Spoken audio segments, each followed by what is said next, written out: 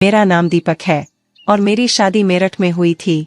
मैं अपनी शादी के 6 महीने बाद जब पहली बार ससुराल आया तो सबसे ज्यादा खुश मेरी साली हो रही थी। दोस्तों, मैं आपको अपनी साली के बारे में बताता हूँ कि उसका नाम रूही है। उस वक्त उसकी उम्र 19 साल थी। वह दिखने में बहुत ही गोरी चिट्टी और खूबसूरत थी। जब वो कमर लहरा कर चलती थी तो लड़कों के दिलों पर छुरियां चल जाती थी। चूंकि शादी के बाद में पहली बार ससुराल आया था, इसलिए उससे ज्यादा खुला हुआ नहीं था। इसके अलावा मैं उसके स्वभाव को भी नहीं जानता था। ससुराल में मुझे रहने के लिए ऊपर वाला कमरा मिला। वहां पहुंचने के बाद आधा दिन तो बीवी और सास ने पीछा नहीं छोड़ा। दोपहर बाद साली साहिबा थोड़ा तैयार होकर मेरे लिए खाना लेकर आई और आते ही शुरू हो गई कि आप तो बड़े अकड़ू हैं। साली के लिए आपके पास समय ही नहीं है। बीवी तो हमेशा आपके साथ रहने वाली है, लेकिन साली के दर्शन तो ससुराल आने पर ही होता है। फिर मैंने हाथ पकड़कर उसे अपने पास बैठाया और बोला, देखिए साली साहिबा, आप तो आधी घरवाली हो, इसलिए शुरू का आधा दिन बीवी के लिए था और अब बचा हुआ आधा दिन सिर्फ और सिर्फ आपके लिए है। अब मैं कोशिश करूंगा कि आपके दिल की हर ख्वाहिश को पूरा करूं, वो भी आपकी तसल्ली होने तक। तो उसने कहा, देख लीजिए, आपने मेरी हर ख्वाहिश को पूरा करने का वादा किया है, अब अपने वादे से पीछे मत हटना। मैंने कहा, अजी हम तो सिर्फ आगे ही बढ़ते हैं, पीछे हटना तो हमने सीखा ही नहीं। आप सिर्फ अपनी उंगली हमें पकड़ा दीजिए, बाकी तो हम खुद पकड़ लेंगे। मेरी बात पर वो मुस्कुरा कर बोली, जीजाजी आप तो काफी बदमाश लगते हैं। खैर अभी तो मैं जाती हूँ क्योंकि कुछ काम करना है, लेकिन जल्दी ही आपको परेशान करने दोबारा आऊंगी। यह कहकर वो नीचे चली गई। उसे देखकर मैं आकर्षित हो गया था और अब मुझे लगा कि मामला बन सकता है। फिर मैं उसका इंतजार करने लगा। करीब 1 घंटे के बाद वो आई और बोली, अब मैं फुर्सत में हूँ, अब मैं शाम तक पूरा दिन आपके साथ गुजार सकती हूँ। यह कहकर वो मेरे पास ही बैठ गई और बोली, अब हम अंताक्षरी खेलेंगे। तो मैंने कहा, वो तो ठीक है, लेकिन जो हारेगा उसको क्या सजा होगी? तो उसने कहा, जो आप कहें। मैंने कहा, सोच लो, बाद में मना मत कर देना। तो उसने कहा, पीछे हटने वाली तो मैं भी नहीं हूँ। मैंने कहा, फिर ठीक है। अब हमने खेलना शुरू किया। करीब आधे घंटे बाद जब वो पहली बार हारी तो मैंने कहा, सजा के लिए तैयार हो? तो उसने कहा, हाँ, आप बताइए क्या करना है? तो मैंने कहा, आपको हमें वो करना है। तो उसने शर्मा कर कहा, यह कैसे हो सकता है? मैंने कहा, यह तो अभी शुरुआत है, आगे इससे भी बड़ी सजा मिल सकती है, और वैसे भी आप आधी घरवाली तो हो ही, इसलिए इतना हक तो हमारा बनता ही है। तो उसने शर्मा कर कहा, मैं ऐसा नहीं कर सकती क्योंकि मुझे शर्म आती है। मैंने कहा, कोई बात नहीं, इस बार हम आपकी मदद कर देते हैं, लेकिन आगे से नहीं करेंगे। उसने कहा, ठीक है, लेकिन आप मेरी मदद कैसे करेंगे?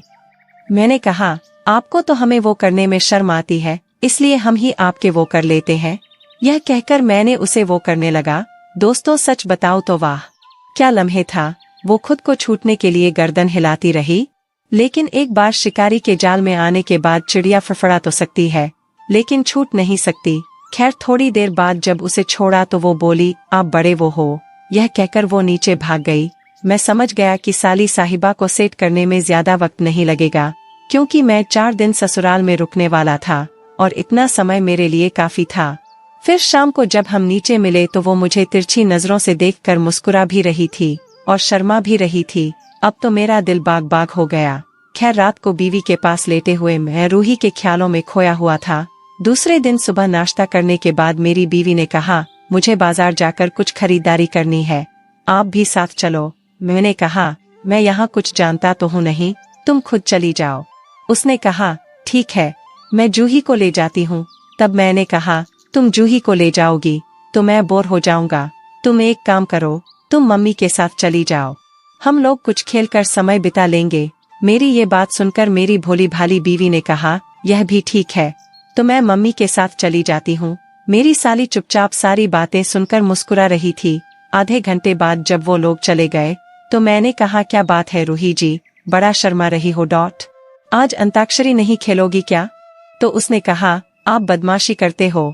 तो मैंने कहा, यार आधी घरवाली हो तो आधे अंक पर तो मेरा हक है, चलो इससे ज्यादा कुछ नहीं करेंगे। वो बोली, नहीं, मुझे शर्म आती है। मैंने सोचा समय खराब करने में कोई फायदा नहीं है, तो मैं उसके पास गया और बोला, देखिए साली साहिबा, जितना मेरा हक है वो तो मैं छोड़ने वाला नहीं हूँ। यह कहकर मैंने उसे गले लगा लिया। थोड़ी देर तक वो अकस-मकस करती रही। जैसे ही मैं कुछ और करने की कोशिश किया तो वो छिटक कर बोली, देखिए जीजाजी, अब आप फाउल कर रहे हैं। आपका हक जहाँ तक है वहीं तक रहिए। मैंने कहा, यार यह तो बहुत गलत है, कुछ करना भी तो पड़ेगा। यह कहकर मैंने उसे उठा लिया, लेकिन उसकी हालत खराब होने लगी और ऐसा लगा कि वो अभी रो देगी। उसकी हालत देखकर मैं ऊपर कमरे में जाकर बैठ गया। थोड़ी देर में रूही आई और बोली, आप ऊपर आकर क्यों बैठ गए? मैंने मुंह फुलाकर कहा, आपको तो हमारी कोई फिक्र है नहीं, इसलिए क्या करें, आप जाइए और अपना काम कीजिए। मेरे इतना कहते ही उसका मुंह उतर गया। वो मेरे पास आई और मेरा हाथ पकड़कर बोली, जीजाजी आप तो नाराज हो गए, अब आप जैसा कहेंगे मैं वैसा ही करूंगी। मैंने कहा, वो तो हमने देख लिया, हम तो सिर्फ आपको थोड़ा प्यार करना चाहते थे, लेकिन आपने मेरा मूड ही खराब कर दिया है। क्या यह सब आपको अच्छा नहीं लगता है? मेरी बात सुनकर वो एकदम मेरे पास आई और बोली, सॉरी जीजाजी, मुझे अच्छा तो लगता है, लेकिन डर भी लगता है कि कुछ हो गया तो, या फिर दीदी को पता लग गया तो क्या होगा। मैं बोला, जीजा और साली तो ऐसे मौके की तलाश में रहते हैं और एक तुम हो कि भाव खा रही हो डॉट। तो वो बोली, सॉरी बाबा, गलती हो गई, अब आपको जो अच्छा लगे। यह कहकर उसने मुझे गाल पर वो कर दिया। अब तो मेरा दिल तो बाग बाग हो गया। चूंकि मेरी बीवी के वापस आने का वक्त हो गया था, इसलिए मैंने उसे कहा, रूही तुम्हारी दीदी के आने का वक्त हो रहा है, जल्दी जल्दी में काम खराब हो जाएगा, इसलिए कल मौका निकाल कर तैयार रहना। साली साहिबा ने पहली बार मुझे लव यू जीजाजी बोला और नीचे भाग गई। मैं भी सोने का नाटक करने लगा। दूसरे दिन मैं मौके की तलाश में था कि कब बीवी और सास का कहीं जाने का कार्यक्रम बने और कब मुझे साली साहिबा के साथ कबड्डी खेलने का मौका मिले। दोपहर तक मैं कुछ नहीं कर पाया, लेकिन जैसे ही सास ने कहा कि कल